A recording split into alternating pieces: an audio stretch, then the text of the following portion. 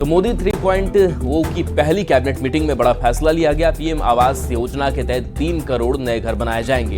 घरों में toilet, LPG connection और बिजली की सुविधा होगी।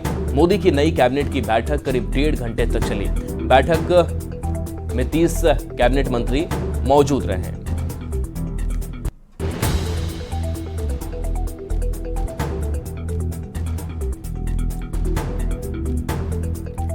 चिराग पासवान को खाद्य प्रसंस्करण मंत्री बनाया गया। वहीं झारखंड के मंत्री आलमगीर आलम का इस्तीफा हुआ है। जो इस बीच बड़ी खबर सामने आ रही है, मंत्री पद से आलमगीर आलम ने इस्तीफा अपना दे दिया है। बिरसा मुंडा जेल में आलमगीर आलम बंद है। जेल से पत्र के जरिए उन्होंने इस्तीफा भेज दिया। तो लगातार दबाव बढ़ता जा रहा था।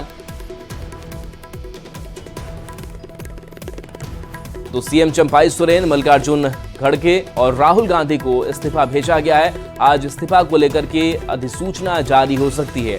15 मई को ईडी ने टेंडर में कमीशन के मामले में गिरफ्तार इनको किया था। आलमगीर आलम का विभाग अब सीएम चंपाई सोरेन के पास है। तो झारखंड से ये बड़ी खबर निकल करके सामने आ रही है। और जिस तरीके से लगातार एक्शन चल रहा था आलमगीर आलम पर, इनके जितने भी विभाग थे वो पहले सीएम चंपाई सोरेन के पास गए और अब खबर ये सामने आ रही है कि आलमगीर आलम ने अपना इस्तीफा जो है वो सौंप दिया था। इनके इस्तीफे को लेकर के लगातार सवाल उठ रहे थे कि जब इनके ऊपर ये आरोप, गंभीर आरोप लगे हैं, तो देरी भी हो रही है और बीजेपी भी इसको लेकर के लगातार सवाल जो है वो खड़े कर रही थी। और इस बीच खबर की आलमगीर आलम ने अपना इस्तीफा जो है वो सौंप दिया है। बता दें कि जेल से ही पत्र के जरिए अपना इस्तीफा भेज दिया है। तो सीएम चंपाई सोरेन, मल्लिकार्जुन खड़गे और राहुल गांधी को भी ये इस्तीफा जो है वो भेज दिया गया है कि वो पद से हट रहे हैं। आज इस्तीफा को लेकर के अधिसूचना भी जारी हो सकती है। तो टेंडर कमीशन घोटाला का यह पूरा मामला सामने आया, जिसको लेकर के लगातार केंद्रीय एजेंसी की दबिश देखने को मिली। अभी जेल में ये बंद है और जेल से पत्र के जरिए अपना इस्तीफा सौंपा है। अविनाश हमारे साथ जुड़ गए हैं, न्यूज़ 18 संवाददाता। अविनाश, फंसे तो थे ही आलमगीर आलम, लेकिन उनके इस्तीफे को लेकर के सवाल उठ रहा था कि देरी हो रही है, लेकिन अब इस्तीफा उनका अब सौंपा गया है। अपडेट क्या है इस मामले को लेकर?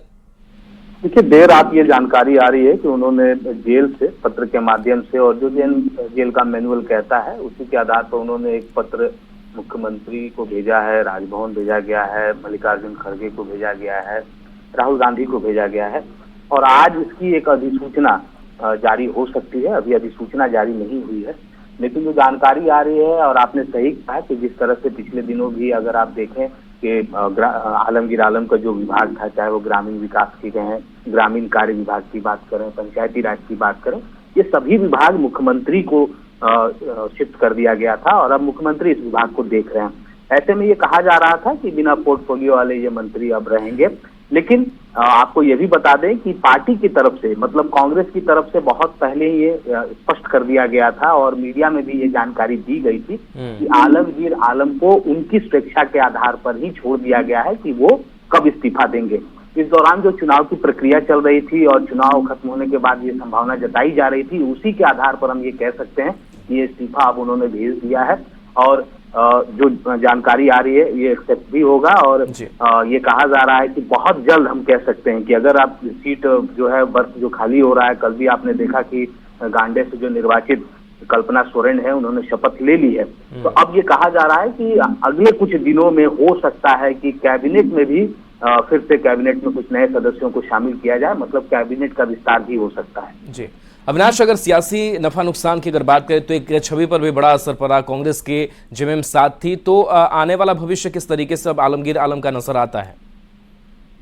निश्चित तौर पर जो आरोप लगे हैं और जिस टेंडर में कमीशन के मामले को लेकर उनकी गिरफ्तारी हुई 15 मई को, उसके बाद से ही हम ये कह सकते हैं कि खासकर अगर हम कांग्रेस की बात करें और आलमगीर आलम की छवि को लेकर बात करें तो जरूर इसमें एक धक्का पहुंचा है और पार्टी इसको लेकर विचार भी कर रही है।